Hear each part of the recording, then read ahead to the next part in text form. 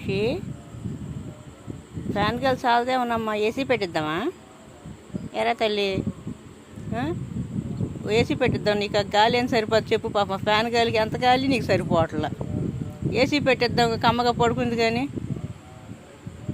ఏమా, ఏసీకి ఆర్డర్ పెడదామా?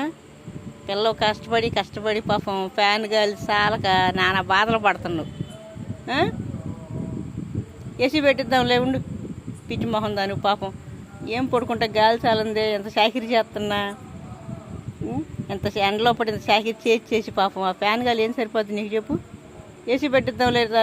ఎట్టాగ మెల్లిగా పడుకోమ్మా, పాపం ఏం చేస్తావు, కొన్ని రోజులు ఓడ్చుకో. ఏసీ పెడదాం, ఒక 50,000 పెట్టి ఏసీ పెడదాం.